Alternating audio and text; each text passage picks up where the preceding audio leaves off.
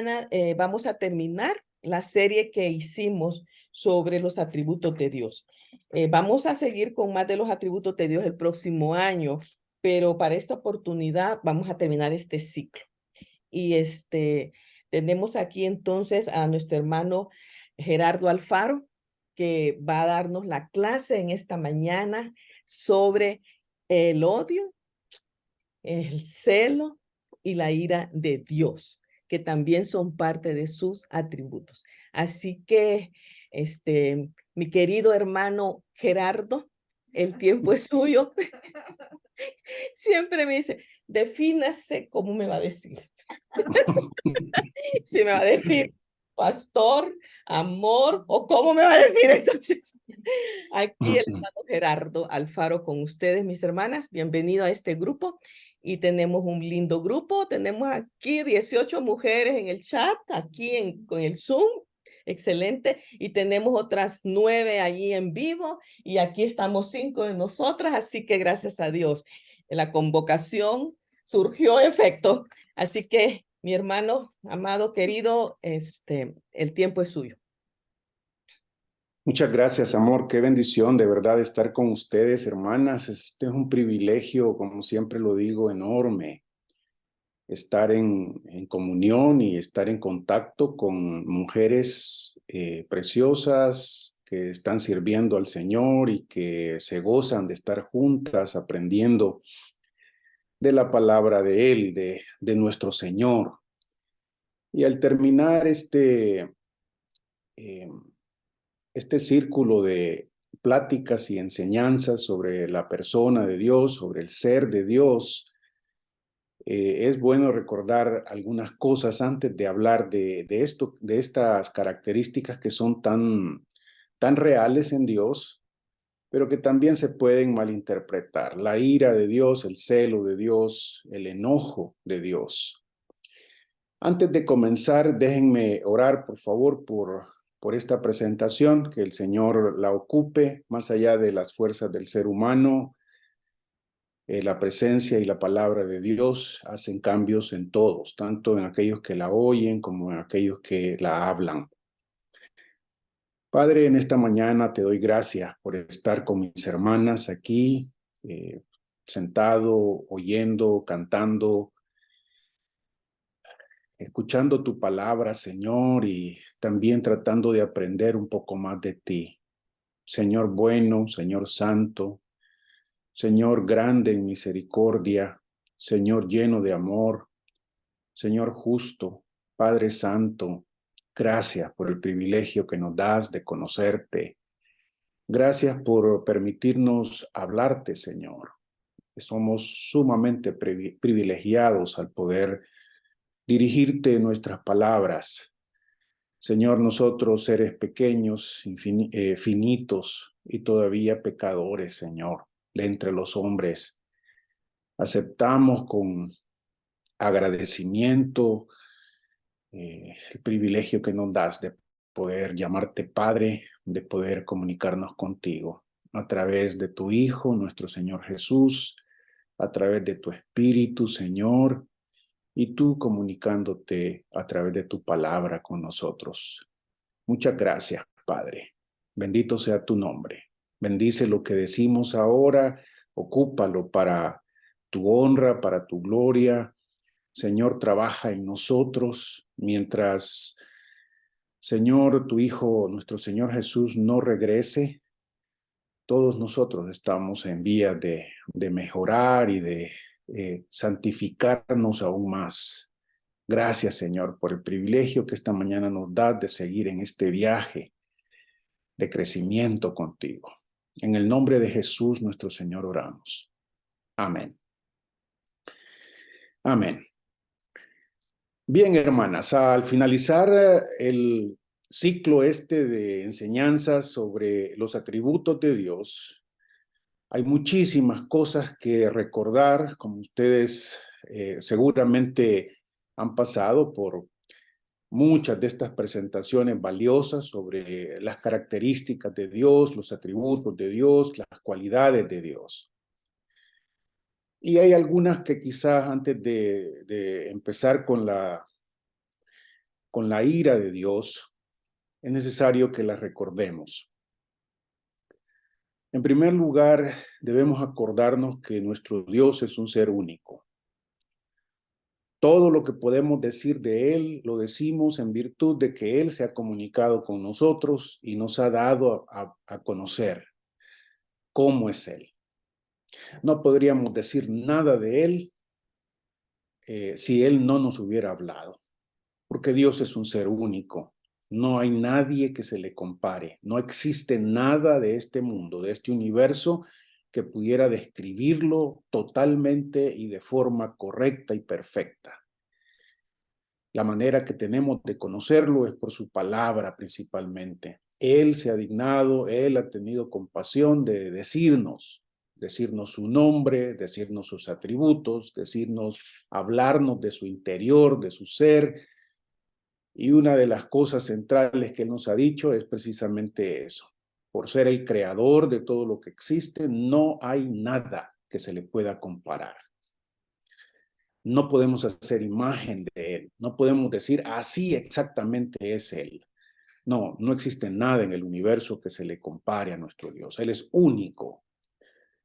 Y Él es un ser también, por ser único, es un ser que se caracteriza por ser un ser lleno de armonía. Cuando pensamos en los atributos de Dios, no deberíamos pensar en que son pedacitos, partes que le pertenecen a Él.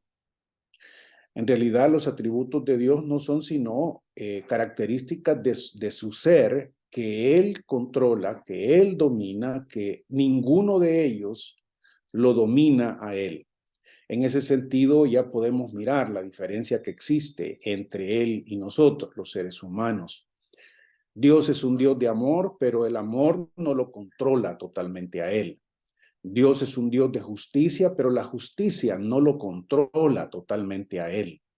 Él controla todos sus atributos. Él es el que está en control de todo lo que Él es. De ahí que ninguno de estos atributos se debe mirar en separación de los otros.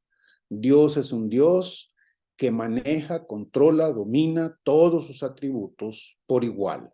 Es un ser perfecto en este sentido. Por eso se le llama la perfección de Dios en algunos otros contextos teológicos, las perfecciones de Dios, porque Él las domina, Él las controla.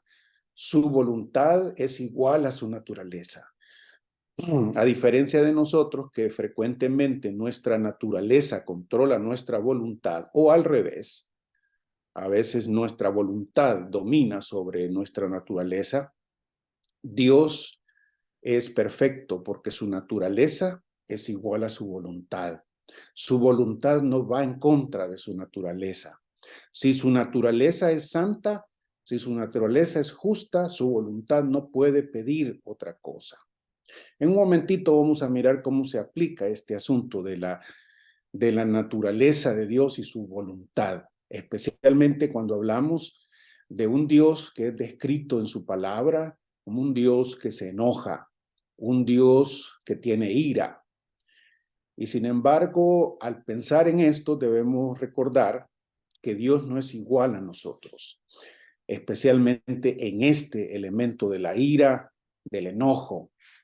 Déjeme compartir entonces, para que no se nos alargue demasiado, la pantalla en la que hablamos de la ira de Dios. La ira de Dios, ¿cómo definimos la ira de Dios? Si usted busca en una concordancia, se dará cuenta que la ira de Dios o la ira de Jehová es una de las cosas que más aparece en la Escritura, desde el Antiguo Testamento hasta el Nuevo Testamento. La ira de Dios, la ira de Jehová. ¿Cómo definimos esta ira de Dios? Bueno, lo primero que debemos decir es que la ira de Dios no es igual a la ira del hombre. Varias veces se nos dice esto en la misma palabra. La ira del hombre no obra la justicia de Dios, por ejemplo, se nos dice en el Nuevo Testamento. ¿Qué es la ira de Dios entonces? Si la comparamos con la ira del hombre, frecuentemente nos damos cuenta que la ira del hombre es irracional muchas veces. Muchas veces nos hace decir cosas que no sentimos, por ejemplo, en un momentito de ira estallamos sin control.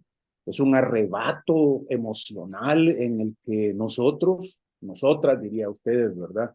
Hacemos cosas que no son correctas, que después nos arrepentimos, que no van de acuerdo con lo que está sucediendo. La ira de Dios no es así. La ira de Dios no es un arrebato. La ira de Dios no es un abrupto estallar emocional de Dios. No. Y esto lo podemos mirar y lo podemos comprobar en varios pasajes de la Escritura. La ira de Dios no surge de un momentito de enojo sin pensarlo, incontrolable, que el mismo Dios no la puede controlar.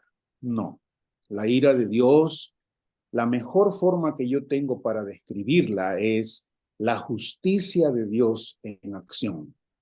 La justicia de Dios en acción, la santidad de Dios en acción, la fidelidad de Dios en acción. La ira de Dios es la justicia de Dios en acción frente a un ser humano que no obedece. La ira de Dios es la justicia de Dios en acción frente a un humano que destruye su creación, que destruye la bondad, que destruye lo bueno. La ira de Dios es la recompensa justa que Dios promete a todos aquellos que hacen mal. No, la ira de Dios, una vez más, aunque es real, es evidente, no es ese elemento en el que Dios se pone rojo simplemente porque quiere destruir a aquel que no le obedece. No, la ira de Dios es más bien el Dios justo, fiel, que ha prometido castigo, que ha prometido justicia a aquellos a quienes les han hecho injusticia y a aquellos que han cometido injusticia. La ira de Dios, entonces, debería verse no como el Dios enojado al que no se le puede hablar, el Dios enojado al que con el que no se puede comunicar su creación, ¿no? Justamente como muchas veces a nosotros nos pasa. Cuando estamos enojados, muchas veces no queremos hablar. Cuando estamos enojados, la gente que nos conoce alrededor dice, mira, mejor no le hables porque ahorita está enojado. No, eso no pasa con el Señor. Dios es justicia, santidad completa, y Él en esta justicia y santidad completa en acción, trayendo el juicio, trayendo el castigo para el mal, para el pecado, siempre, siempre está accesible a todos aquellos que reconocen la justicia del castigo de Dios, la justicia, la santidad de Dios al colocar su castigo sobre el pecado. Dios no es irascible en el sentido de que vaya en un momentito a destruir a los seres humanos sin darles la oportunidad de buscarlo. Ciertamente la Biblia dice que vendrá un día en el que el tiempo para buscar a Dios se acabe, pero este tiempo se ha extendido enormemente. Los profetas nos dicen, les compartía esto a mi iglesia hace un par de semanas, literalmente los profetas dicen que Dios tiene una nariz muy, muy larga, porque en el contexto hebreo, y quizás ustedes y yo lo podemos entender mejor cuando miramos algunas de las caricaturas o de los dibujos animados donde se presenta, por ejemplo, a alguien que se enoja, que por su nariz está resoplando, ¿no? Porque quiere hacer justicia o vengarse otra vez en este sentido. Llama la atención entonces que dentro del pensamiento hebreo a Dios cuando se traduce en nuestras Biblias que Dios es lento para la ira. La forma literal en la que aparece esa expresión es: Dios tiene una nariz larga, nos ha dado tiempo, ha tenido paciencia, ha esperado al ser humano por años, por siglos a la humanidad, la ha esperado, pero la justicia de Dios viene, existe y será una realidad en el futuro, una realidad completa en el futuro. Veamos entonces, hermanas, como les he dicho, la Escritura, si usted busca una concordancia y busca la justicia de Dios, se dará cuenta cuán saturada la Escritura está de esta frase: la ira de Jehová, la ira de Dios. Pero por eso no podemos tratar todos esos versículos en una presentación de media hora, por supuesto. Yo he escogido algunos para que miren conmigo en qué consiste esta ira de Dios, cómo se describe esta ira de Dios y por qué viene la ira de Dios. Veamos entonces en el Antiguo Testamento. Estamos en el libro de los Salmos, algunos de los salmos que a veces no se leen mucho porque presentan la realidad de la ira de Dios. Sí, hablamos de salmos como el Salmo 150, que también nos cantaron nuestras hermanas, el Salmo 90, que habla de la fidelidad y la protección que Dios ofrece, pero salmos como el Salmo 106, en donde se nos habla de cómo Dios respondió ante la maldad del pueblo de Israel cuando desobedecieron, cuando buscaron a otros dioses, dioses que les hacían daño, ídolos que los mataban, ídolos que hacían gran terror en medio del pueblo de Israel, a los niños, a las mujeres, a los mismos hombres los destruían. Y ante eso Dios no se puede quedar con los brazos cruzados. Les dice una y otra vez, como en este salmo, que su ira, su venganza, su castigo se manifiesta. Describiendo a Israel en este salmo se dice: se unieron a sí mismo a Baal Peor, ¿verdad? Baal Peor era un ídolo, y peor no tiene que ver porque era peor, pero sí era peor, ¿no? Peor era un nombre de este ídolo feo, no solo físicamente hablando, sino por lo que pedía de la gente. Muchas veces sacrificar a los mismos hijos. Interesantemente, la gente de Israel, después de haber conocido al Dios bueno, de haber gustado al Dios liberador, al Dios bondadoso, al Dios proveedor, quieren seguir la maldad de los pueblos alrededor de ellos que adoraban este tipo de ídolos. Se dice que comieron los sacrificios de los muertos, era típico de esto. En lugar de buscar al Dios de la vida, hacían este tipo de sacrificios a los muertos, y muchos de estos sacrificios en algunos momentos de la historia de Israel incluían sus propios hijos. ¿No? Basta leer el Antiguo Testamento para acordarse que tanto reyes, nobles y la gente del campo hacía lo mismo. Hubo un tiempo en el que esta gente había erigido un ídolo ahí en las cercanías de Israel, el horrible Moloc le llama Dios, porque lo encendían y lo calentaban hasta que quedara de una forma ardiente, así, y con sus brazos extendidos, y ahí ponían a los niños y los mataban y los ofrecían a estos dioses.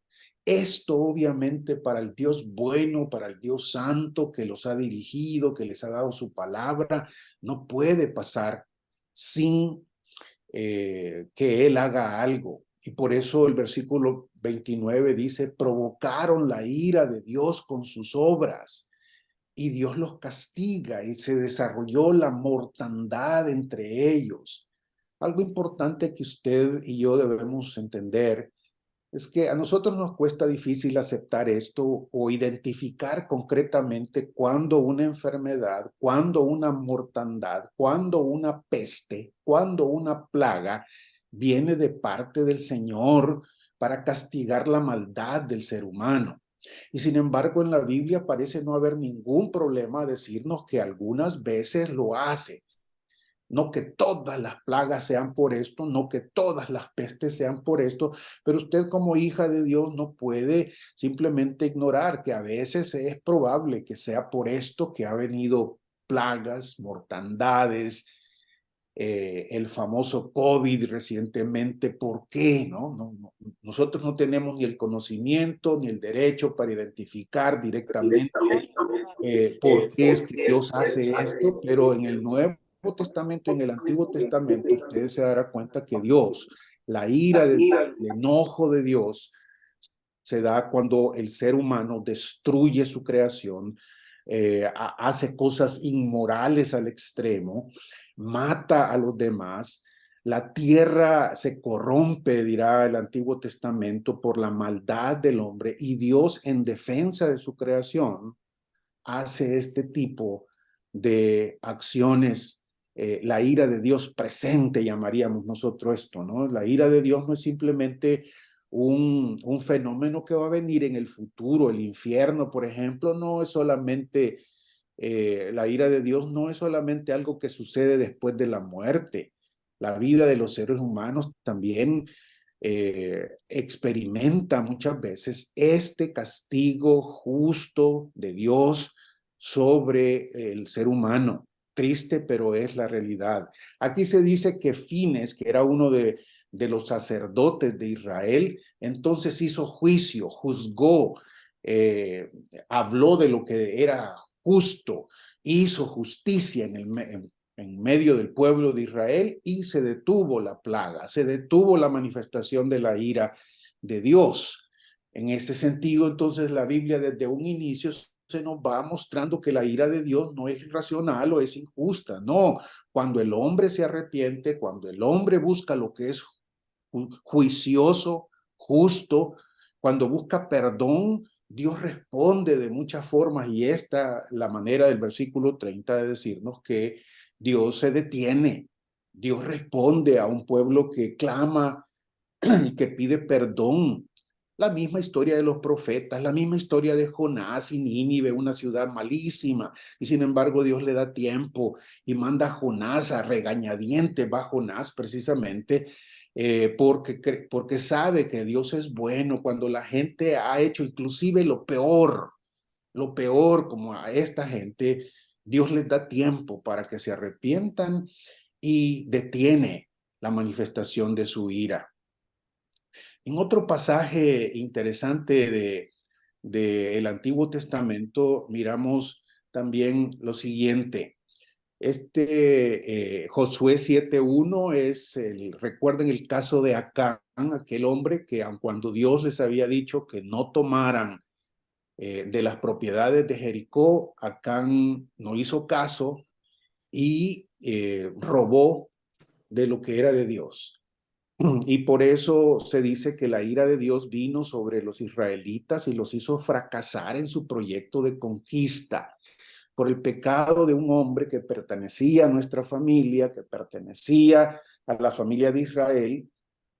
Dios, perdonen, castigó a todo el pueblo. La ira de Dios viene a veces por el que un individuo ha hecho algo y mientras los otros no han hecho nada en este sentido.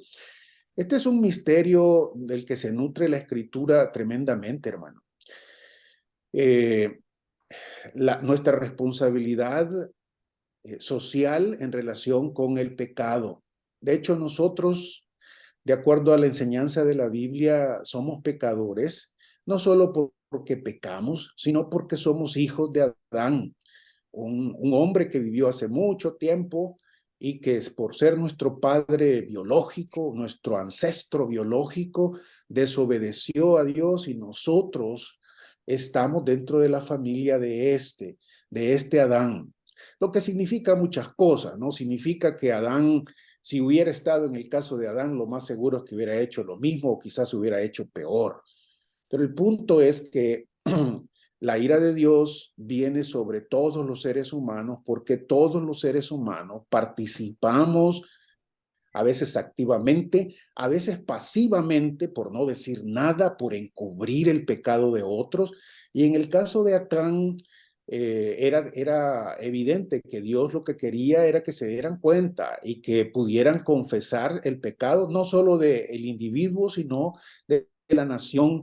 Y cuando lo hacen, Dios otra vez lo perdona. Dios otra vez los restituye. El segundo caso que tengo aquí en Segunda de Reyes es este caso interesante también, en donde se habla de algo sorprendente.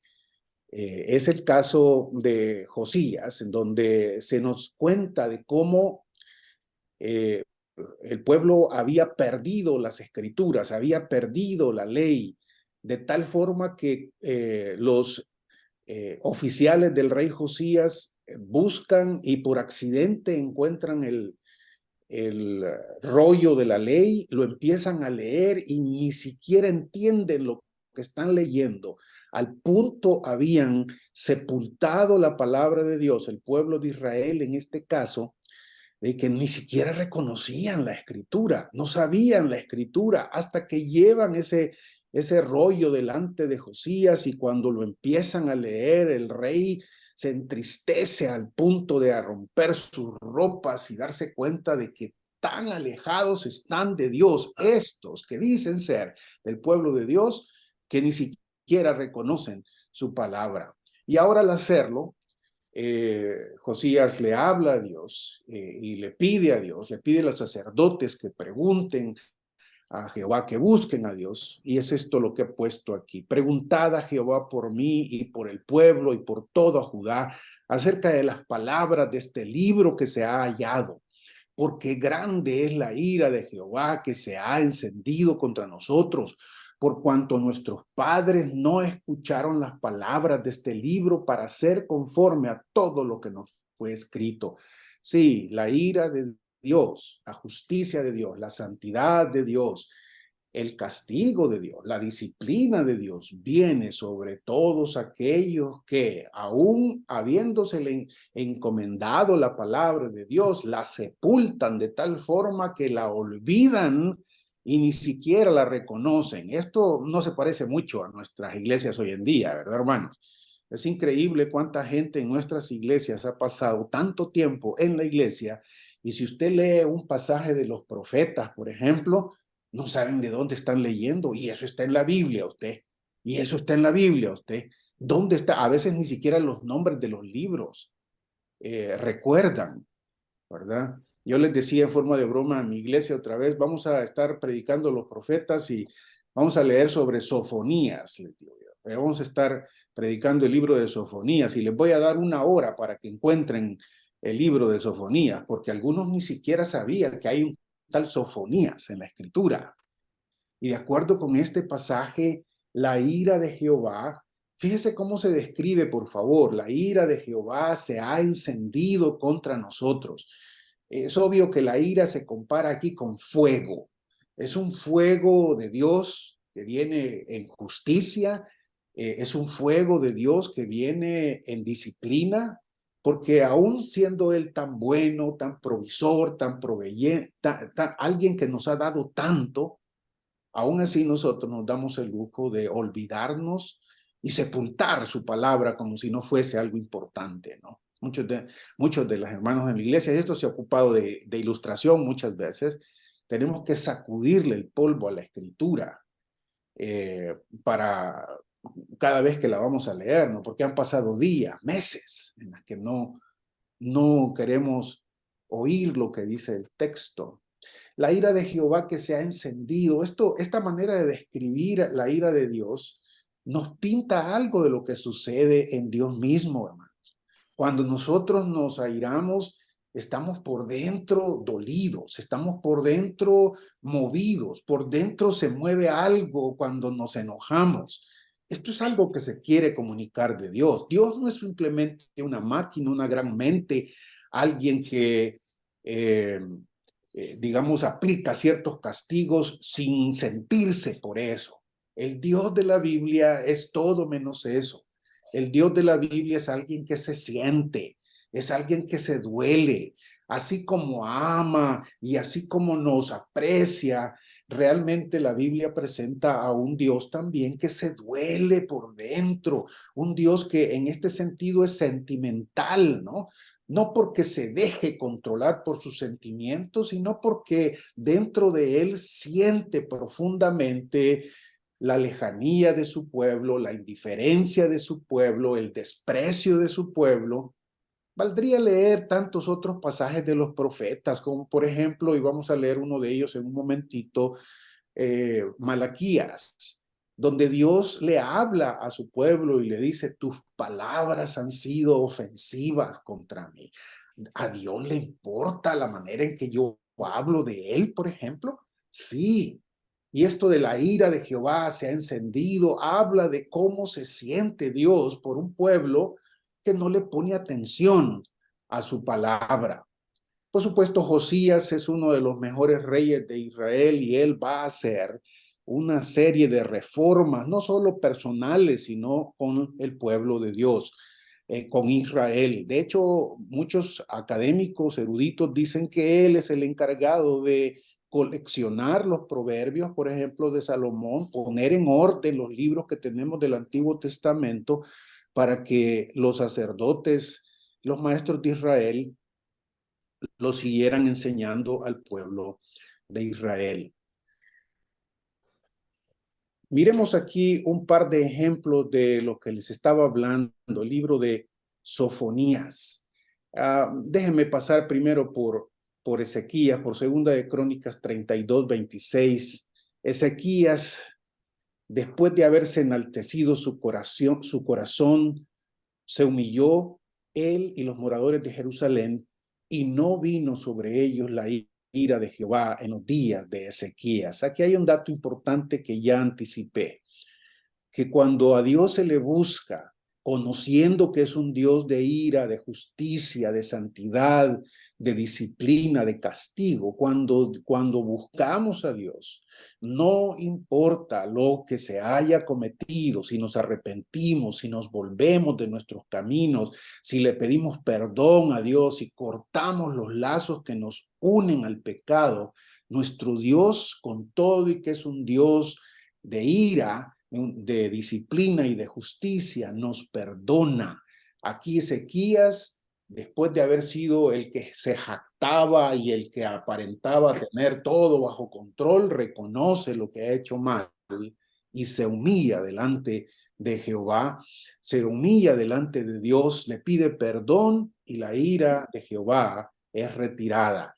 Deja de acaecer este asunto del castigo justo que Dios le iba a dar al pueblo de Israel. Recuerdan ustedes lo que le pasó también a Nínive, esto en el tiempo de Jonás. El pueblo buscó a Dios y Dios perdonó y Dios aguantó. Esta es otra forma de hablar de la paciencia de Dios, ¿no? Aguantarnos. Dios nos aguanta muchísimo.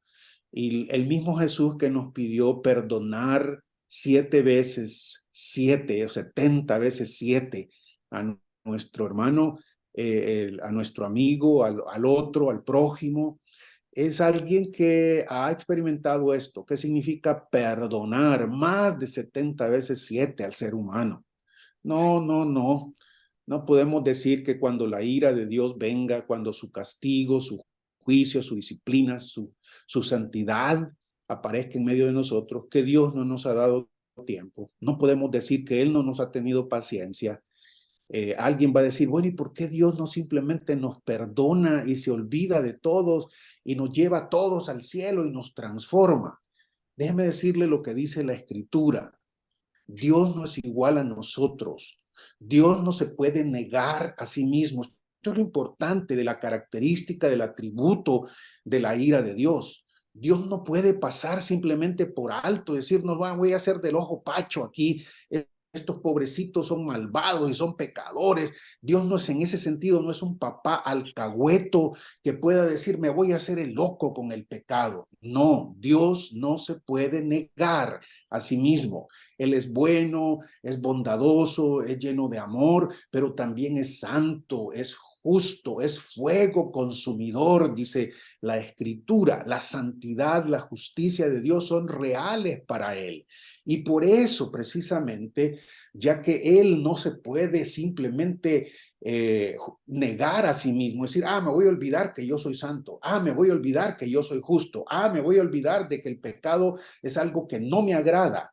Precisamente por eso es que Dios no puede simplemente decirnos, los amo tanto que los voy a perdonar, y ya no más, no puede, no importa lo que hagan, ¿no? Aquí es donde debemos tener cuidado a veces cuando comunicamos, hermanos, hermanas, nuestro mensaje de Dios. Cuando hablamos del amor incondicional de Dios, debemos tener cuidado de qué estamos tratando de decir. Si por amor incondicional de Dios entendemos que Él nos va a perdonar, no importa lo que hagamos, estamos en equivocación. El amor incondicional de Dios es incondicional porque no importa lo que hayas hecho, no importa lo grave de tu pecado, no importa lo grave de tu falta, no importa quién seas, no importa si es el más alto de los seres humanos, el más rico o el más pobre, el más educado, el más joven o el más viejo. En ese sentido es incondicional porque se ofrece para todos. Pero este amor pide, requiere que contestemos a Él en amor y en santidad y en arrepentimiento. En un arrepentimiento que Él mismo nos ayuda a llevar a cabo. Pero no es incondicional en el sentido de sigue haciendo lo que te plazca. Dios te ama tanto que nunca va a hacer nada por ti. No. La Escritura una y otra vez nos dice que la justicia de Dios es uno de sus atributos. La ira de Dios es uno de sus atributos en el que no puede permitir el pecado, no soporta el pecado, porque el pecado destruye su creación, hace de lo bueno de su creación algo malo, algo indigno, algo que le hace daño a su creación. Y por eso la ira de Dios, por eso el movimiento de la ira de Dios para hacer desaparecer el pecado al mal y al malo. Sofonías 1:18 habla de esto también. Y Sofonías, hermanos, aquí es algo que los nombres bíblicos tienen cierta importancia, ¿no? Sofonías significa aquel a quien Dios cubre. Sofonías escribiendo y no diciéndonos tanto sobre él, pero con el nombre que nos da es suficiente para entender por qué el sofoco de este profeta. Si usted lee en los varios capítulos, los 3 capítulos de Sofonías, encontrará a un profeta diciéndonos que Dios va a hacer justicia y que la ira de Jehová va a venir sobre todos los pueblos y sobre Israel también. Y que la única forma que tenemos de escapar de esta ira de Dios es buscarlo, arrepentirnos y buscar protección bajo su perdón. Ni su plata, ni su oro podrá librarlos en el día de la ira de Jehová, pues toda la tierra será consumida con el fuego de su celo. Aquí está el celo de Dios. Dios es celoso, se dice varias veces, pero no en el sentido humano pecaminoso que es causado por la inseguridad del ser humano. El celo de Dios conectado con la ira de Dios tiene que ver con esa realidad en donde Dios se da cuenta que el ser humano, cuando cambia su concentración de él a un ídolo, por ejemplo, lo que está haciendo es destruyéndose. Y Dios sabe que cuando nos concentramos solo en Él, cuando lo buscamos a Él, estamos buscando la vida. Por eso es que se muestra celoso. Por eso es que se muestra que le debemos dar gloria a Él, porque esta gloria a Él es la que nos mantiene con vida y en buena relación con Él. La ira de Jehová, pues toda la tierra será consumida. Aquí no se trata solo de un pedacito.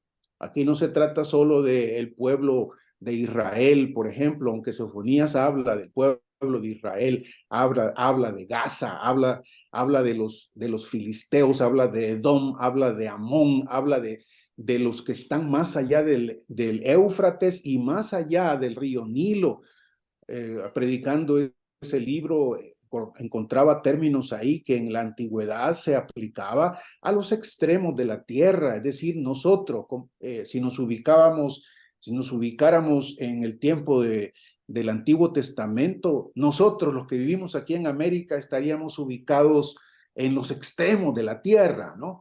Y de acuerdo con Sofonías, esa ira va a venir y va a consumir toda la tierra, porque ciertamente la destrucción apresurada se hará de todos los habitantes de la tierra. Esta es la realidad de los profetas y por lo que quizá muchas veces en nuestras mismas iglesias no se oye predicar de esto, porque los profetas son duros, son serios, nos dicen una otra vez arrepiéntanse porque Dios tiene ira, Dios va a hacer justicia, Dios va a cumplir lo que ha prometido, a Dios no se le olvida, no se le pasa, Él no dejará al culpable o lo pasará por inocente, no. Pero siempre la exhortación de un Sofonías está ahí, búsquenlo, arrepiéntanse, encuéntrenlo, Él los puede salvar. Y esto nos recuerda, hermanos, en un momentito llegamos al Nuevo Testamento. En el Nuevo Testamento me acuerdo al Señor Jesús, ya en su última semana, llorando por Jerusalén, diciéndole a Jerusalén, ¿cuántas veces, Jerusalén, yo te advertí? ¿Cuántas veces quise protegerte como una mamá gallina protege a sus polluelos y no me quisiste oír? ¿Cuántas veces te dije, ven, protégete bajo mis alas? Y por supuesto Israel no oyó ni a los profetas ni a Jesús. Y la ira de Dios ha caído y cayó sobre el pueblo de Israel varias y tantas veces. No tengo tiempo aquí para resumir con ustedes lo que he estado enseñando en la iglesia sobre esto y la realidad del pueblo de Israel, que es una paradoja Israel, ¿no? Bendecido por Dios, pero también sujeto a la ira de Dios de una forma terrible, porque simplemente no quisieron buscar refugio en Dios. Avancemos en esto. Tengo un par de pasajes más del Antiguo para ir rápido al Nuevo Testamento. He aquí, dice el último libro del Antiguo Testamento, hermanas, Malaquías. Déjenme leerle rápidamente esto. He aquí yo envío mi mensajero, el cual prepara el camino delante de mí, y vendrá súbitamente a su templo el Señor, a quien vosotros buscáis, y el ángel del pacto, a quien deseáis vosotros. Viene, ha dicho Jehová de los ejércitos, y ¿quién podrá soportar el tiempo de su venida? ¿Quién podrá estar en pie cuando Él se manifieste? Porque Él es como fuego purificador y como jabón de lavadores, y se sentará para afinar y limpiar la plata, porque limpiará a los hijos de Leví, los afinará como a oro y como a plata, y traerán a Jehová ofrenda en justicia. Y será grata a Jehová la ofrenda de Judá y de Jerusalén, como en los días pasados y como en los años antiguos. La ira del Señor, descrita aquí como un fuego purificador. Y al final otro pasaje de Malaquías, porque he aquí viene el día ardiente como un horno, y todos los soberbios y todos los que hacen maldad serán estopa. Aquel día que vendrá los abrazará, ha dicho Jehová de los ejércitos, y no les dejará ni raíz ni rama. Mas a vosotros, los que teméis mi nombre, nacerá el sol de justicia, y en sus alas traerá salvación, y saldréis y saltaréis como becerros de la manada.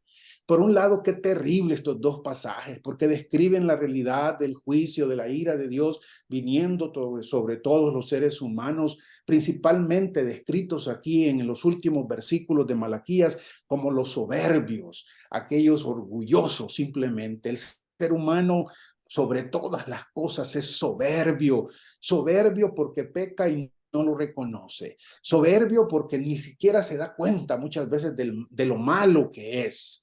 Y sin embargo, aquellos que han escuchado la voz de Dios, que saben de la ira del Señor, lo reconocen, lo buscan, le piden perdón. Aquellos que temen el nombre de Dios, dice Malaquías, estos tienen promesa de el sol de justicia, nuestro Señor Jesús, descrito en el Nuevo Testamento como la estrella de la mañana, ¿no? El sol de verdad y de amor que Dios nos ha dado para protegernos de la justicia del Señor, de la ira, y en sus alas traerá salvación.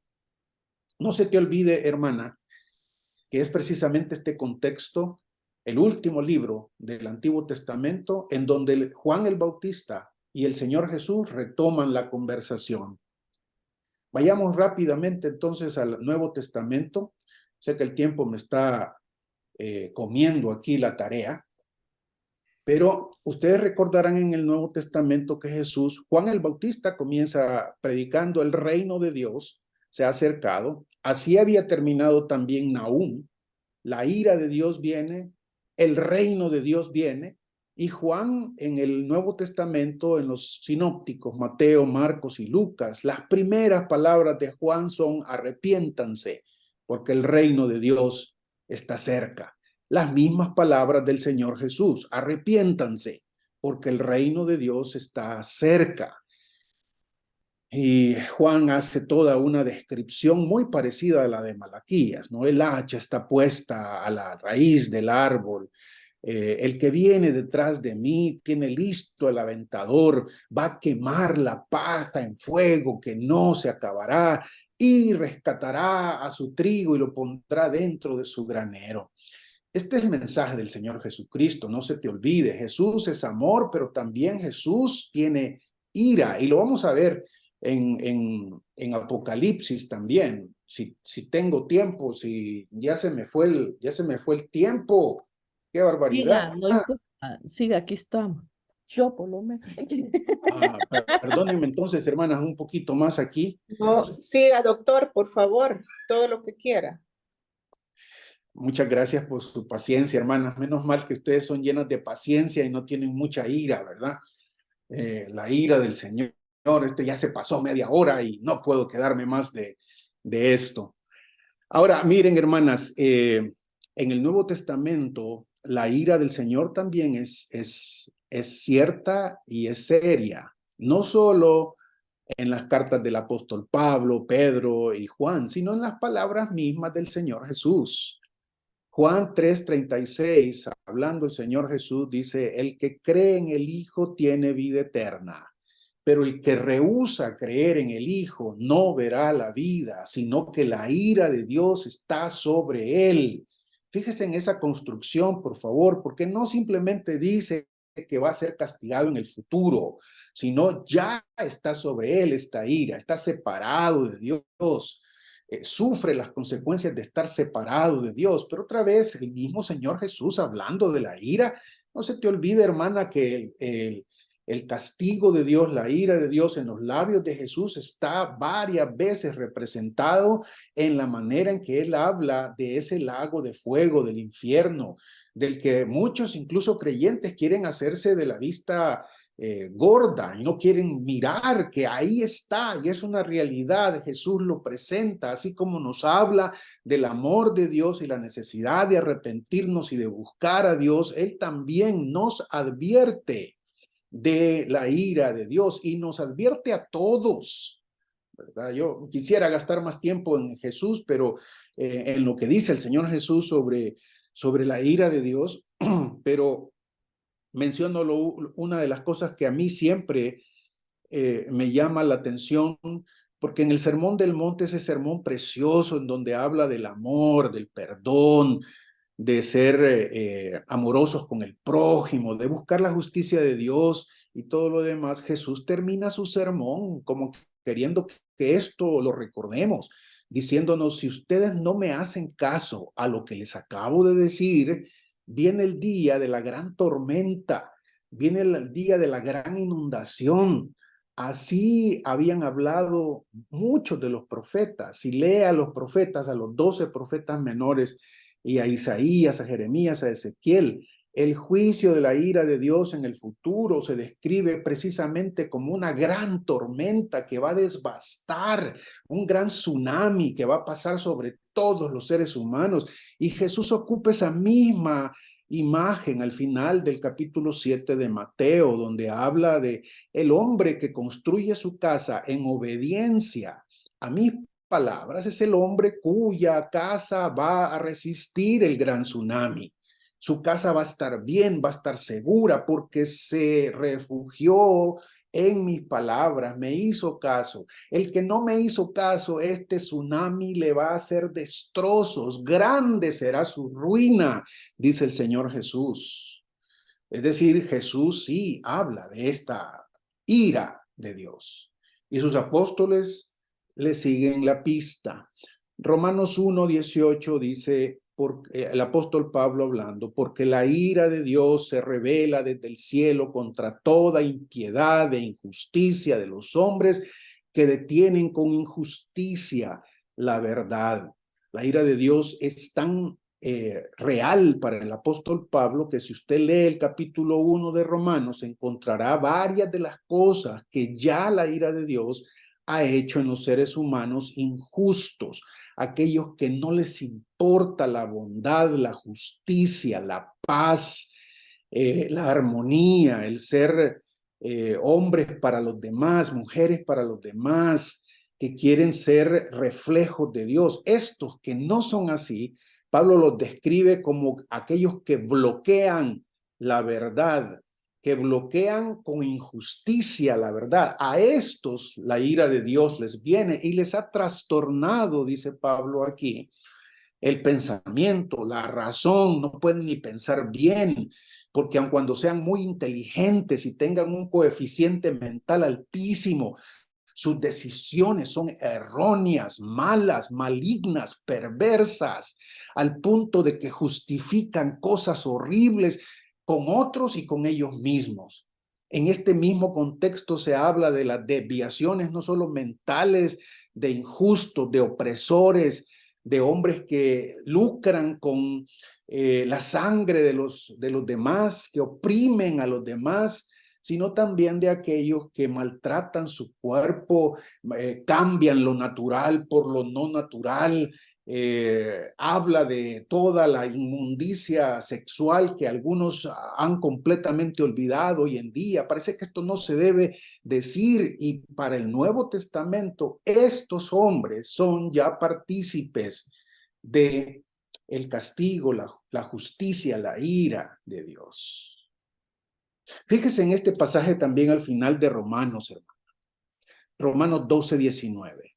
No os venguéis vosotros mismos, amados míos, sino dejad lugar a la ira de Dios, porque escrito está, mía es la venganza, yo pagaré, dice el Señor. Esto es un mandamiento para nosotros.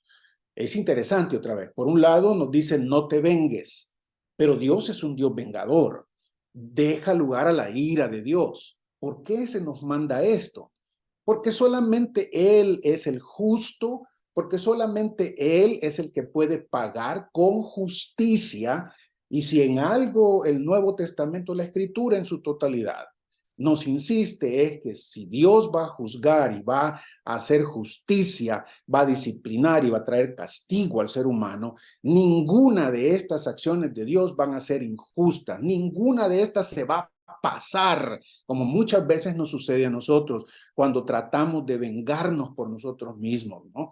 Tratamos de vengarnos y lo que hacemos es aplastar al otro e ir muchas veces y darle mucho más de lo que él nos pudo haber hecho a nosotros. Ese es el espíritu de los hijos de Caín, ¿no? ¿Recuerdan aquel Lamec en las primeras páginas de Génesis? Me dieron un golpe, yo voy a matar a 7 por ese golpe.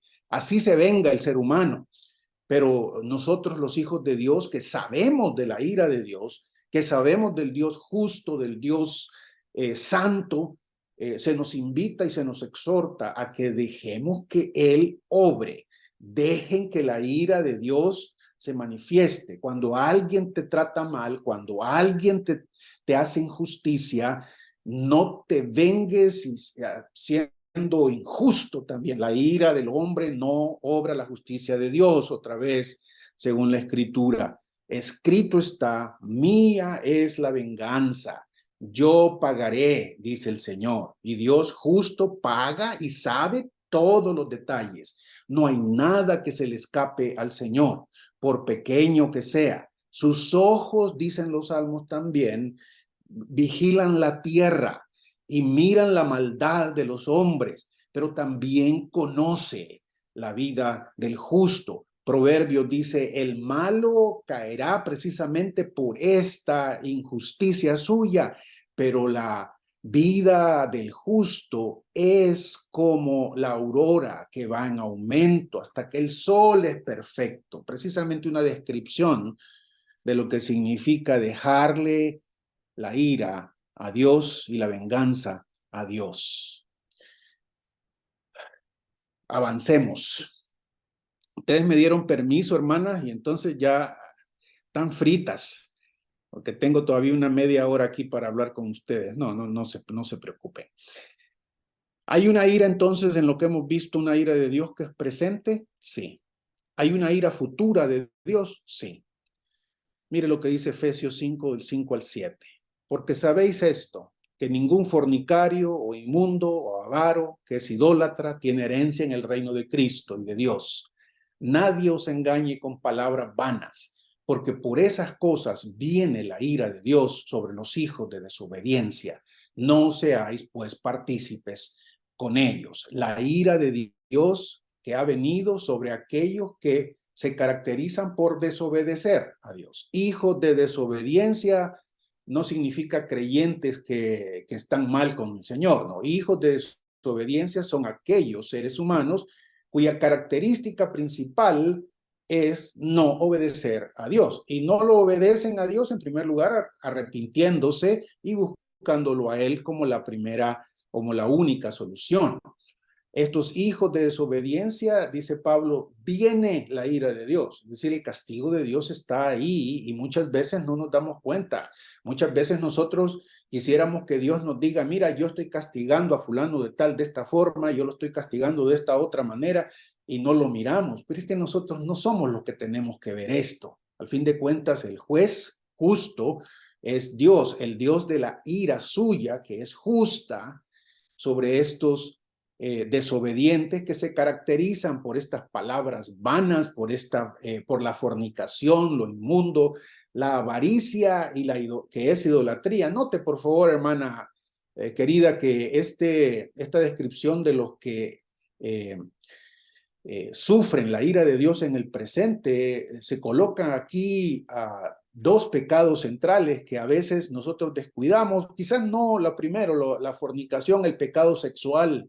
La inmundicia está relacionada también con el pecado sexual muchas veces, pero a veces sí olvidamos la avaricia y a esta avaricia se le llama idolatría. Yo las retaría que miraran y leyeran con inteligencia el Nuevo Testamento, cuántas veces se hacen listas de pecado y cuántas veces en estas listas de pecado aparecen juntas estas dos fallas, estos dos pecados, la falta moral y la falta de la avaricia, la falta de el querer tener siempre, querer dinero, tener propiedades, tener fama, tener posiciones, y a eso la Escritura le llama idolatría porque destruye a Dios, no nos permite concentrar nuestra atención a Dios. Y Pablo dice aquí que sobre este tipo de personas viene la ira de Dios.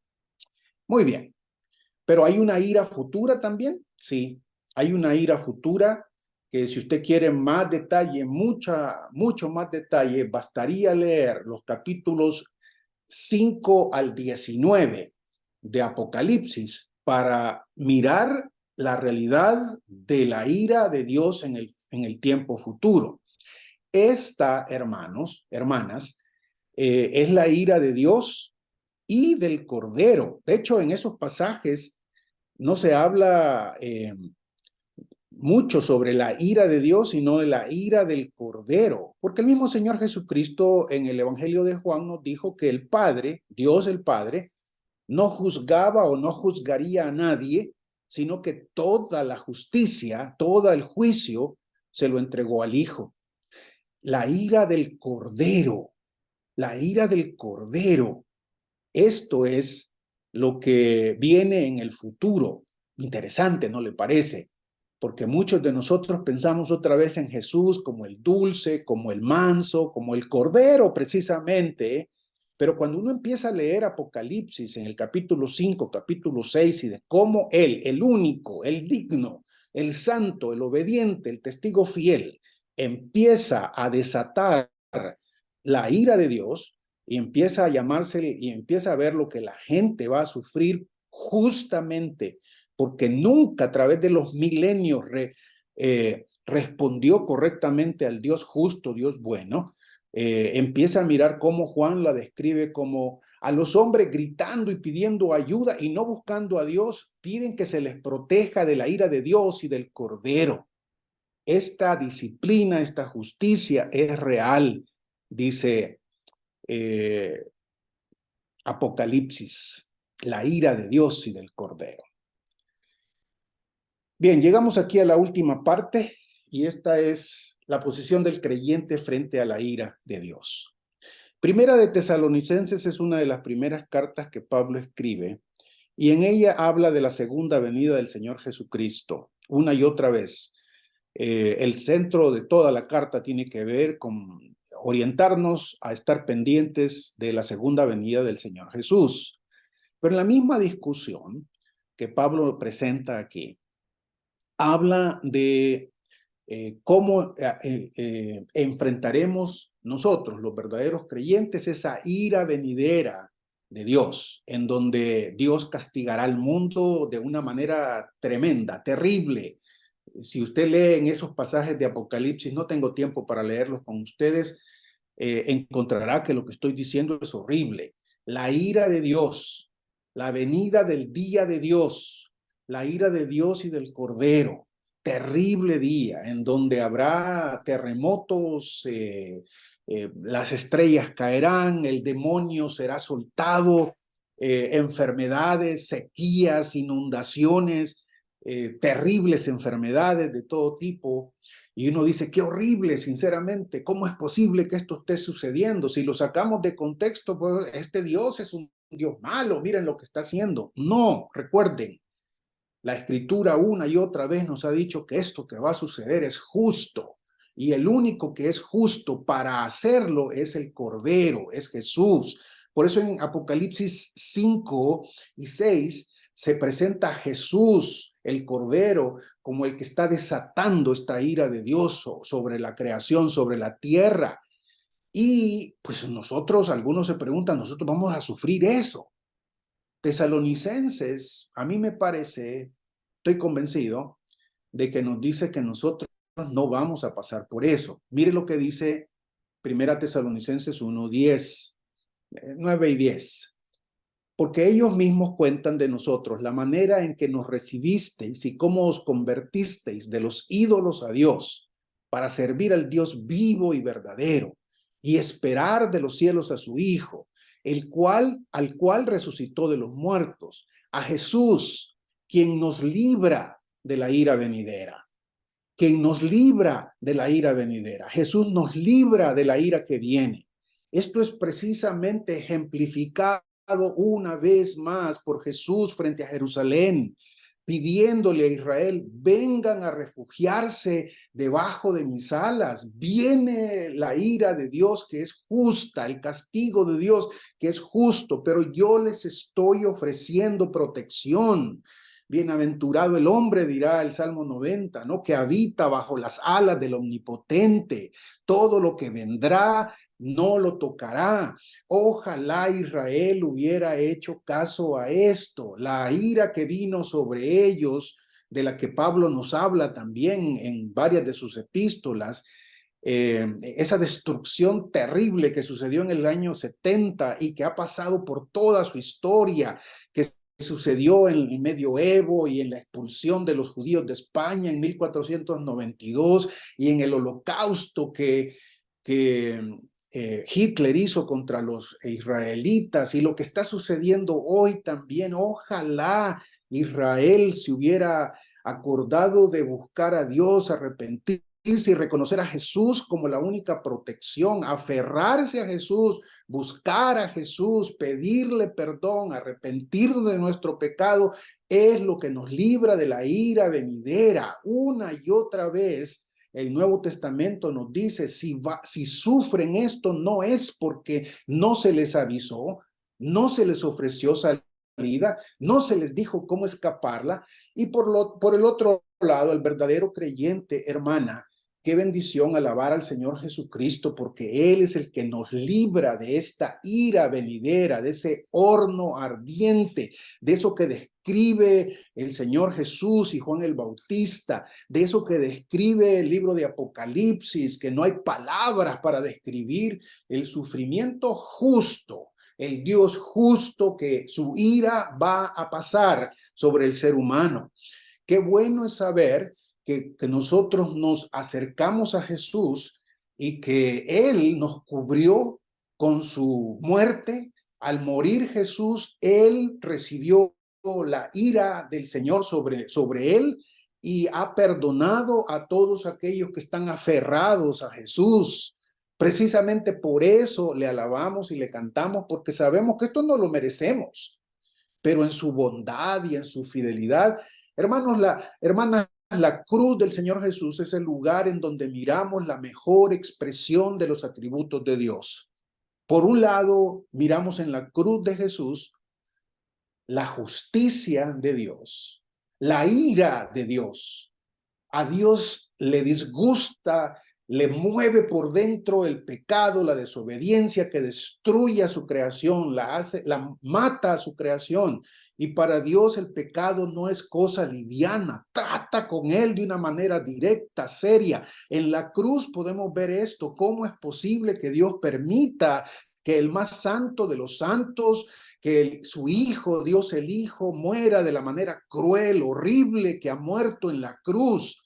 Al mirar la cruz uno entiende la ira de Dios por un lado, sí, pero por el otro lado la perfección de los atributos de Dios se muestran en la cruz, porque todos aquellos que miran a la cruz, que responden a Jesús, que se abrazan a Jesús, que le piden perdón a Jesús, encuentran en esos brazos extendidos los brazos de un Jesús que nos libra de la ira venidera. Estamos salvos de la ira venidera. Romanos 8, 1 y 2 dice que aquellos que estamos en Cristo Jesús no tenemos ninguna condenación de parte de Dios.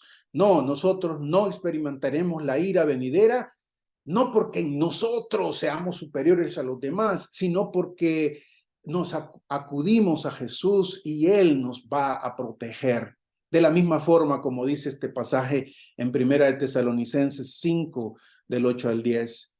Pero nosotros, que somos del día, seamos sobrios, habiéndonos vestido con la coraza de fe y de amor y con la esperanza de salvación como yelmo, porque no nos ha puesto Dios para ira, sino para alcanzar salvación por medio de nuestro Señor Jesucristo, quien murió por nosotros, para que ya sea que velemos o que durmamos, ya sea que hayamos muerto, dice Pablo, o que todavía estemos vivos, vivamos juntamente con Él. La ira de Dios que viene y es cierta y es justa, no nos toca, no nos va a tocar, porque Jesús ha muerto por nosotros y Él ha pagado, ha tomado. En el libro de Apocalipsis una y otra vez se dice que la copa de la ira de Dios, esa manera simbólica de hablar de este montón de juicios que vienen sobre la tierra mala, sobre el hombre malo, sobre la humanidad mala, esa copa Jesús la bebió por mí y Él la apropió, sufrió en mi lugar y así me libró de la ira venidera. Terminamos ahí entonces, hermanas. Démosle gracias al Señor porque nuestro Dios es fuego consumidor, pero también se nos ofrece como una mamá gallina que nos dice, vengan, protéjanse bajo mis alas. Aquí está, les estoy ofreciendo a Jesús, el único santo, el único digno. Él morirá por nosotros para que no experimentemos esta ira de Dios que Él traerá, porque Él es justo y Él no se puede negar a sí mismo. Amén. Padre, gracias por Jesús y porque Él nos libra de la ira venidera. Bendito sea, Señor Dios, santo, bueno, justo, lleno de ira santa, Señor, celoso por su creación. Gracias, Señor, por tu justicia prometida, por tu venganza prometida. Sabemos que muchísimas cosas que hoy funcionan mal. Atroz, Señor, crueldad, atroz injusticia, hipocresía, maldad, ante la que nos miramos impotentes para cambiar. Pero tú, Señor, eres Dios justo. Pero tú, Señor, miras lo que está sucediendo. Miras lo que ha sucedido durante todas las centurias de la existencia de la humanidad. De ti, Señor, nadie escapa. Gracias también, Señor, por ser el Dios bueno que en la creación se revela como un Dios fuerte, creador, proveedor, que invita a los seres humanos, no importa de dónde sean, en dónde estén, cuánto conozcan, cuánto tengan, los invita a arrepentirse y a buscar al Dios del cielo para encontrar en Él protección de esta ira justa. Te damos gracias, Señor, por proveer a Jesús, quien nos cubre, quien nos salva de la ira venidera. Gracias, Señor, porque dentro de Él, en Él, estamos protegidos y podemos esperar confiadamente el día en el que tú, Señor, nos lleves a tu presencia y podamos disfrutar de una santidad completa, total, sin la presencia de la injusticia, de la idolatría, Señor, de la avaricia, de la inmoralidad. Gracias, Señor, por tu ira. Gracias, Señor. Permítenos, Padre, bendecir tu nombre mientras seguimos esperando el día en el que los cielos y la tierra pasarán y tu palabra permanecerá fiel, mientras vemos cómo tu justicia y tu amor llegan a su compleción, a su completación, Señor. Bendito seas. En el nombre de Jesús, nuestro Señor, oramos. Amén. Amén. Muchas gracias. Hermanas, como siempre, tenemos un tiempo de que hay preguntas y hay inquietudes. Y sí, ya apareció la primera manita ahí. Martita, el tiempo es tuyo entonces. Good morning. Gracias, querido Gerald, por no te rías, Almita. Gracias de veras por magistral enseñanza. Gerald, tengo dos preguntitas. Uno, en el Salmo 7:11 dice que Dios es juez justo y Dios está airado contra el impío todos los días. Sí. ¿Cuáles son tus pensamientos acerca de cuando uno evangeliza? Esto en los últimos años, quizás yo, a la luz de esto y todo lo demás, siempre le hemos dicho cuando uno comparte, ¿verdad? El amor de Cristo, que Dios le ama y bueno, todo eso es real. Pero yo también comparto, pero ¿sabe qué? Le digo yo, la ira de Dios está sobre usted todos los días. Usted tiene gracia de Dios común, pero la ira está todos los días y a veces se vuelven para atrás y se molestan.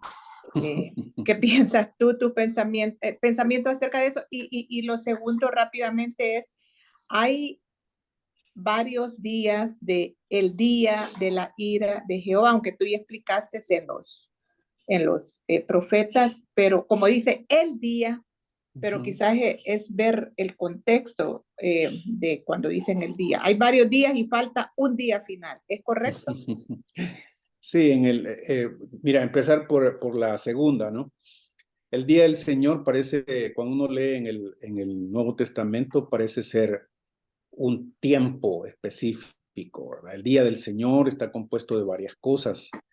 Se llama el día del Señor a todos los eventos juntos del final del tiempo. Y si alguien lo quiere presionar un poco más la discusión, en el Antiguo Testamento el día del Señor era ese tiempo donde habría, por un lado, la justicia de Dios y también la bendición de Dios. En el Nuevo Testamento Jesús aparece diciendo en Lucas capítulo 4, por ejemplo, que el año agradable de Dios, ¿verdad? Parece que lo que el Señor Jesús hace en comparación con el Antiguo Testamento es decirnos todavía hay más tiempo. Lo que no estaba claro en el Antiguo Testamento de que vendría este tiempo de juicio y de purificación, ahora con el Mesías se nos ha hecho claro que Dios le ha dado más tiempo a la humanidad para que lo busque y además de proveerle más tiempo, este año agradable al Señor para que lo busquen, además de eso ha provisto el Cordero que expía por el pecado del mundo, ¿verdad? Entonces el día, tal como se menciona, es una manera de hablar de la temporada, el tiempo último, que incluye varios eventos, ¿no? Si uno revisa el Nuevo Testamento, veremos que el día de Cristo es el día de su aparición cuando nos lleva a su presencia, el arrebatamiento, el día del Señor. Pero eso también en el mismo libro de Apocalipsis nos define que incluye el elemento del castigo dentro del mismo día, no que sea un día de 24 horas, pues ustedes me imagino que lo entienden de esa forma. Es la temporada cuando Dios actúe, este tiempo específico que incluye, por un lado, la bendición de un pueblo redimido, a quien Dios va a proteger de esta ira, y por el otro lado, la ira manifiesta de Dios en estos primeros 7 años de tribulación, ¿verdad? De que habla Apocalipsis. Entonces, el día de Dios para mí es más como esa manera simbólica de hablar de todos esos eventos últimos que aparecen. Ahora, sobre el asunto de la relación de Dios con el impío, ¿no? Sí, es que uno lee la escritura y te das cuenta que el impío está ciego. Una de las características principales del no creyente es su ceguera. Ahí en Proverbios se dice este texto que cité, ¿verdad? Que la senda del justo es como aurora que va en aumento hasta que el sol está pleno. Es decir, que puedes ver y puedes mirar la realidad desde una perspectiva única, poderosa. Puedes mirarla de una forma correcta. Pero en el mismo contexto y justo antes de decir eso de los justos, dice del impío, del inconverso, de aquel que no conoce al Señor, que andan a ciegas, que no sabe para dónde va, que no entiende la creación, que no entiende para dónde viene ni para dónde va. Esa es la realidad del ser humano, por supuesto, y en cierta forma uno diría esto es parte de la ira de Dios, el estar separados de Dios. Ahí en Romanos 1 al 3, Pablo pinta esa ira de Dios como separación de todo el mundo, ¿verdad? Judíos, griegos, de todo tipo, todos están separados de la gloria de Dios. Esto es parte del castigo de Dios, ¿no? En las clases de teología les digo a los hermanos, en las clases de introducción a la teología, les digo a los hermanos que la gente que no entiende esto no sabe por qué la existencia de Dios no se puede probar tan fácilmente como se prueban otras cosas. Bueno, en primer lugar, porque Dios es único, como ya hemos dicho. No hay otro ser que se le pueda comparar. Yo no puedo decir, voy a probar la existencia de Dios como pruebo la existencia del sol, por ejemplo. No, no se puede. Dios no es una parte del universo así. Pero lo que más me interesa en este punto es, la Escritura dice que todos estamos separados de Dios. Y eso es consecuencia de nuestro pecado. La expulsión de Adán y Eva del jardín del Edén no solo los expulsa de las bendiciones del jardín, sino de la presencia de Dios, ¿verdad? De esa comunión que tenían con Él. Y esto es parte de la ira de Dios sobre todos los seres humanos. Aquellos que encontramos esa entrada por Señor Jesucristo, este problema ha empezado a solucionarse, somos salvos en esperanza también.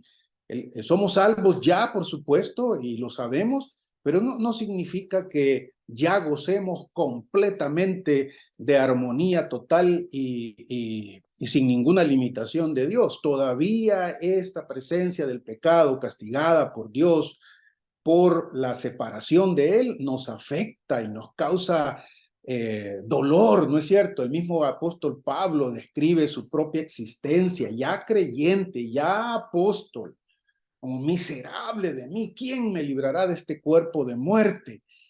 Porque esa es parte de la experiencia del hombre que ha empezado a ver, ¿verdad? La luz y que va avanzando en esa luz. Los otros viven y nuestro mensaje de salvación es ese rayo de luz que tiene la promesa del Señor, que la fe es respuesta a la palabra de Dios.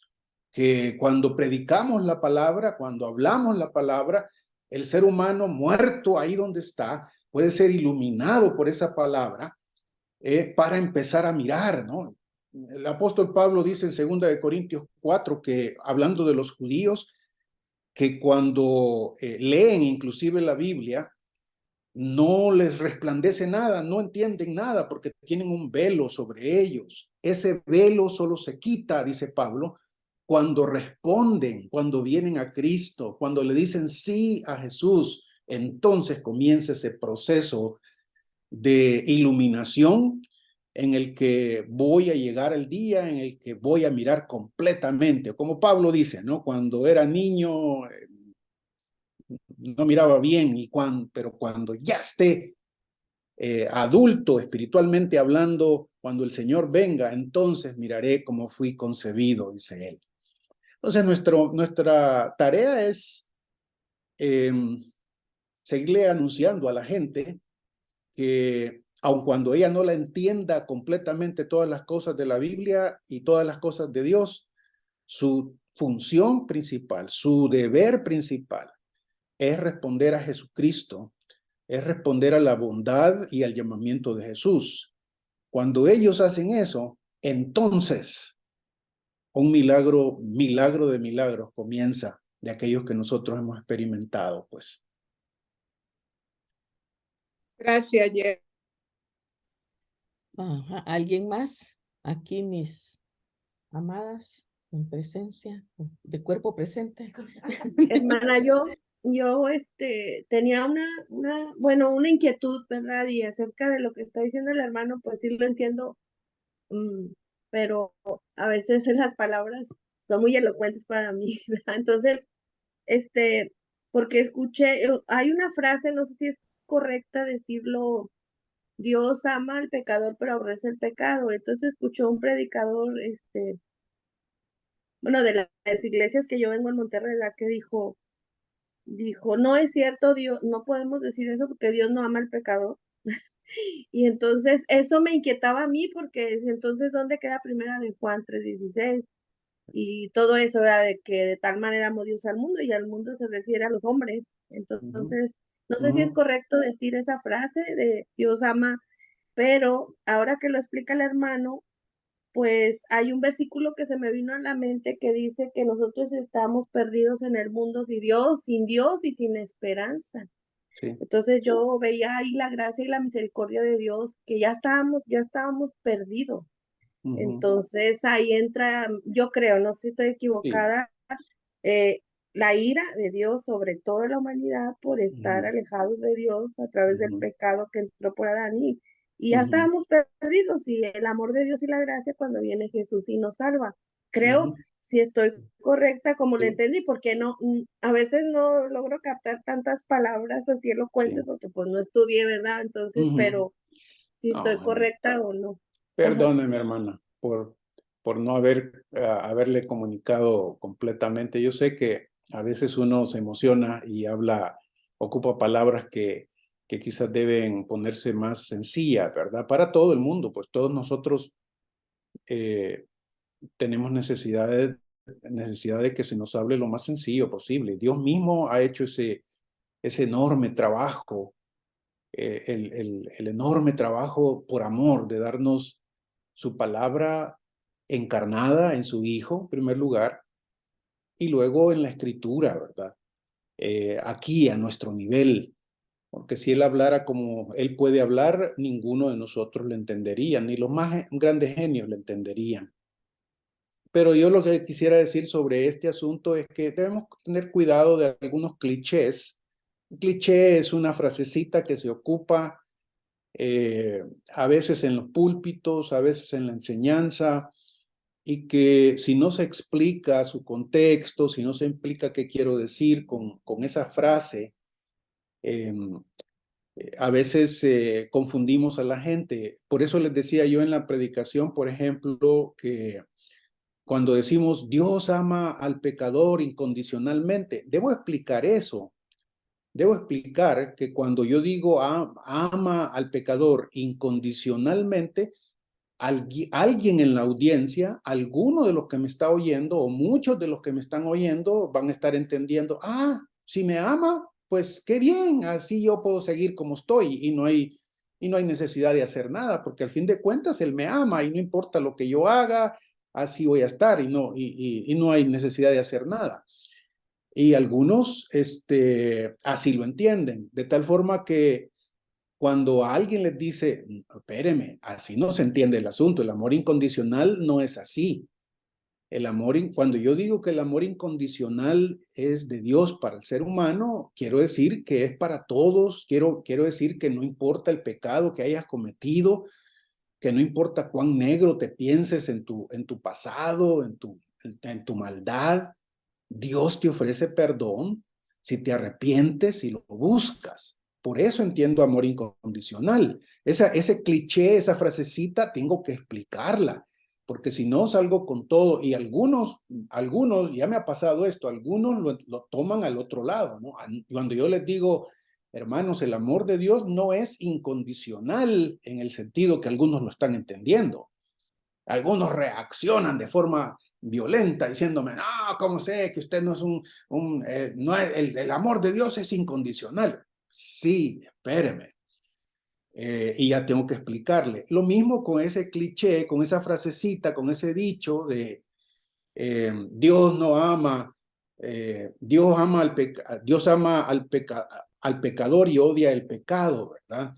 Ese es un cliché que a veces se ha ocupado para hacer diferencia, hacerle justicia al texto en cuanto a que Dios ama su creación, Dios ama al mundo, aunque algunos teólogos quieren simplemente reducir el mundo al mundo de las personas que ya Dios escogió de una forma, diría yo, injustificada, porque el texto no pone esos límites en Juan capítulo 3. El mundo es la humanidad en el contexto que aparece en Juan.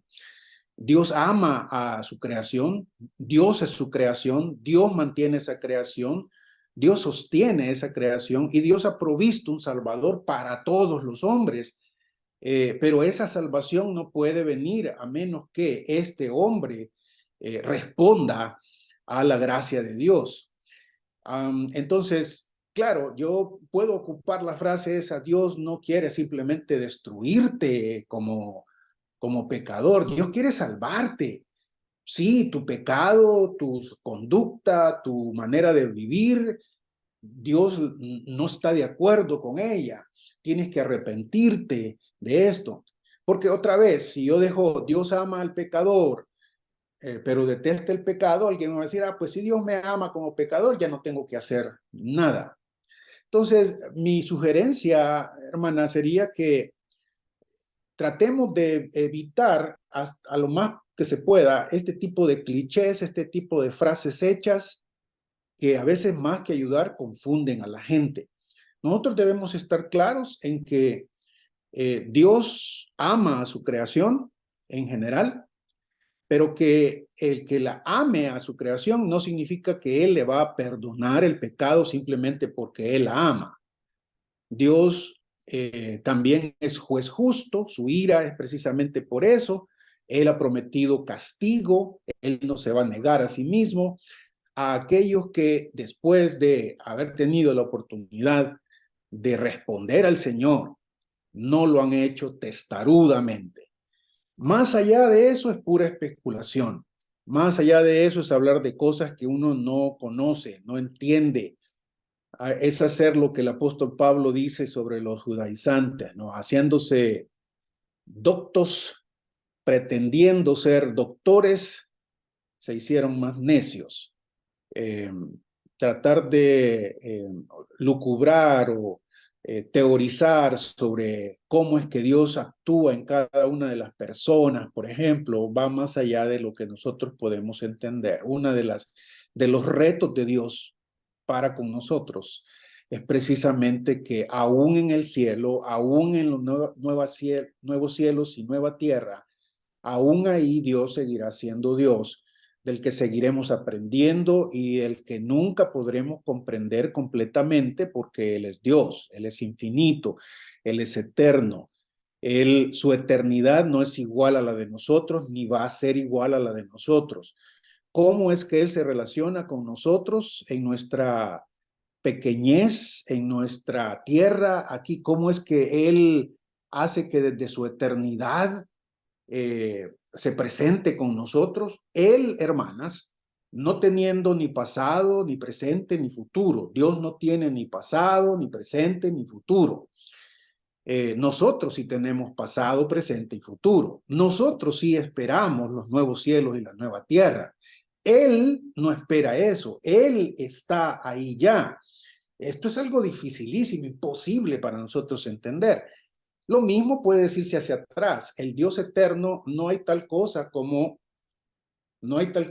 eternidad pasada en Dios. Dios no tiene pasado. Y eso es algo que a nosotros nos cuesta muchísimo, es imposible entender. Y por eso empiezan ciertas personas, ciertos teólogos, ciertos predicadores a hacer todo tipo de conjeturas que a veces terminan distorsionando el mensaje de salvación. El mensaje de salvación es claro. El hombre sin el Señor Jesucristo está perdido. El hombre debe escuchar la palabra de Dios, el Hijo de Dios debe predicar esta palabra y la fe es el resultado de oír la palabra de Dios. ¿Habrá gente que lo rechace? Sí. Habrá otros que digan sí. Después de eso, hay misterio tras misterio que no me atrevo yo a entender o pretender que entiendo. Así que ánimo, hermana. Yo sé que a lo mejor la confundí más de lo que le dije, pero No, perdóneme. fíjese o sea, no hallaba yo cómo explicar eso, o sea, con mis palabras, pero sí lo entendía y lo que usted acaba de explicar en cuanto a Dios, al amor de Dios, ¿verdad? Incondicional, me quedó ahora bien claro, Uh-huh. pero yo no lo podía como explicar, Explicar. ¿verdad? No lo podía explicar, pero algo en mí me decía, sí es incondicional, sí ama al pecador, pero tienes que venir a él, o sea, tienes que Sí, venir a él y obedecerle, porque pues si no, claro. no hay de otra manera. Aceptar a Jesús para que el Espíritu Santo venga y haga una conexión, porque entonces no como. Claro. Pero no lo hallaba cómo explicar y ahora, gracias hermano, me queda bien claro para Gracias, mi hermana. yo poder Sigamos no aprendiendo irme con porque, esas frases, ¿verdad? No irme con esas frases y tampoco cuando me digan, o sea, sí hacer una espéreme, diferencia, porque me dicen no, no es así, pero no me explican por qué no. Pero claro. ahora sí ya está bien claro.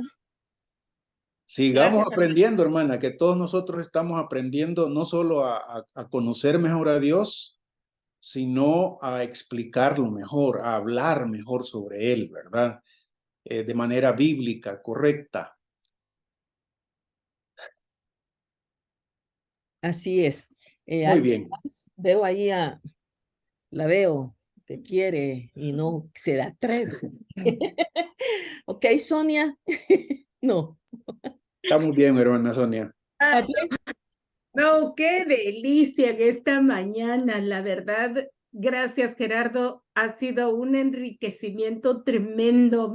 A mí me ha llenado de gozo, tremendo gozo de ver cuán grande es mi Dios, que quitó mi ira pasada, mi ira presente, mi ira futura, gracias a esa cruz, que cayó en esa cruz, que ya no es para mí. Esa bondad y que esa misericordia viene de ese mismo Dios que hace su justicia y que su ira y su justicia en acción. Eso Así es. he dado y he estado escribiendo aquí también en mis notas. Y qué bueno es nuestro Dios, que da Amén. oportunidad, que da chance de arrepentimiento precisamente por Él mismo. Así es. Así es. Nos permite. Así es, hermana. Gracias, Dios, Gerardo. Gloria a Dios por este tiempo. una bendición. Estaba así, esperando ese momento de esta clase, de esta lección, así como las otras que también nos han enriquecido. De nuevo, gracias, Gerardo, y gloria a Dios. Una bendición, hermana Sonia. Siempre para servirles, hermanas. Bueno, Gracias. las voy a dejar ahí con... Permítame un momentito, amor. En el chat están diciendo que muchas gracias por la pregunta, hermana Eva. Yo creo que hemos usado esa frase nosotros muchas veces también, ¿verdad? Sin todo lo que tenemos que explicar. Hermana Maxi dice que muchas gracias por la pregunta y por la explicación tan buena que se le dio. Así que muchas gracias, hermana. Rosita Pérez también dice que esta clase ha sido sumamente enriquecedora y clara. Así que gracias a Dios por eso. Muchas gracias, amor, por el tiempo también ahí de la preparación. Y gracias.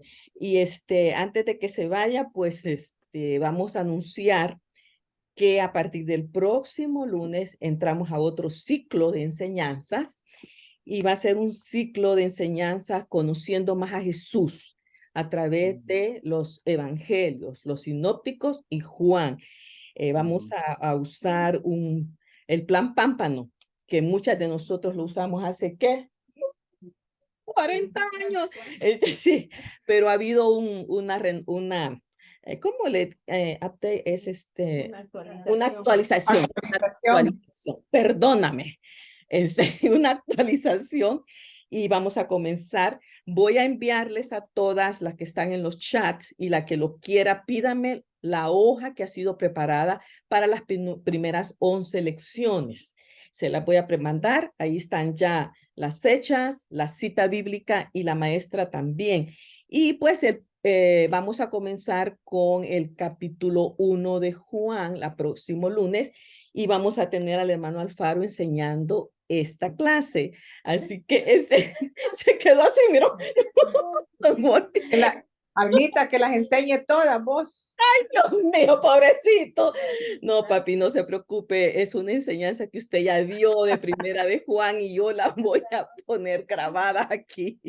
Así que no se me preocupe. Pero si tiene el ánimo de enseñarla, pues ya voy a estar yo ahí con usted, animándolo y llevándole la ofrenda que yo le estoy preparando a usted. O sea, que usted tranquilo. Ok, te llevo un regalo, amor. Varios regalos te llevo. Así que no. Una camiseta salvadoreña llevar. Ok, Martita, podemos ir a buscarla con mucho gusto, no te preocupes. Lo iremos a hacer. No. Muchísimas gracias, amor, por el tiempo. Y ya estamos. Gracias, dicen aquí las hermanas y aquí la hermana Chelita también. Así que ahí estamos. Bendecido día entonces para usted. Bueno, mis hermanas, qué bueno que pudimos terminar este ciclo. De veras, ha sido un ciclo hemos aprendido tanto, la verdad. Hemos aprendido tanto. Creo que algunas enseñanzas de los atributos de Dios fueron reforzadas, otras aprendimos otras cosas que esos atributos tienen. Y como él decía al principio, todos los atributos están armoniosamente unidos. Y también nuestra hermana Ninette decía que todos esos atributos nos mostraban la belleza de Dios, su perfección, ¿verdad? Así que ha sido muy bueno, gracias a Dios por eso.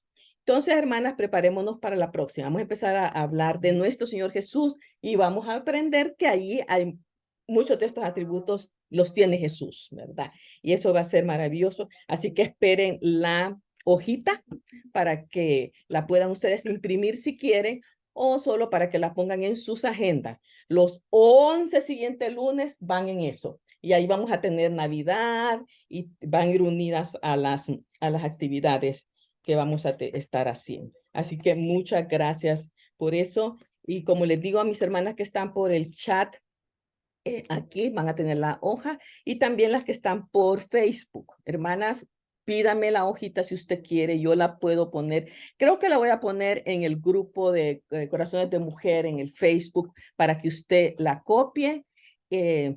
Solo es imprimirla para que usted la tenga también. Y pueda también invitar a otras hermanas a estar juntas en este nuevo estudio. Mis hermanas, las que están en Guatemala, las de la iglesia Antorchas, hermana Cintia, si quiere usted puede hacer otra reinvitación a las hermanas para que puedan estar con nosotras en el chat o en Facebook. Lo mismo le digo a hermana Betty Barrios, que puede invitar a las hermanas y que pues juntas nos podamos unir. Así que ahí estamos, ese era el anuncio más importante que les tenía. Primero Dios, nos vemos el próximo lunes. Así que prepárense para que sigamos juntas. ¿Algún otro anuncio, mis hermanas? Aquí no. Estamos entonces. Bendiciones, mis amigos. ¿Sí? ¿Sí, Sonia? Solamente recalcar un poquito en cuanto al ánimo de leer. Leamos los primeros 7 capítulos de Juan, leámoslos 2, 3 veces, escuchémoslo, porque eso nos va a ayudar a entender mejor y a participar mejor, pero más que todo entender mejor la escritura cuando ya tengamos la lección. Así es. En la hoja están los capítulos que se va a estar estudiando cada lunes. Así que cuando yo se las mande, se van a dar cuenta que en el primer estudio está Juan. Y básicamente es casi todo el capítulo 1 de Juan. Hay la preexistencia de nuestro Señor Jesús. Entonces, vayamos ya estudiando, subrayen. De una vez, si ustedes tienen preguntas, pues también puedan ustedes elaborarlas. Pero gracias, hermanas, porque ustedes quieren seguir aprendiendo y se unen con nosotras cada lunes. Bendiciones a todas, gusto de verlas y oremos unas por otras, sigamos orando unas por otras. Adiós a todas las de Facebook, bonito grupo también, que Dios me la siga bendiciendo a cada una. Hasta la próxima. Dios. Adiós. Dios.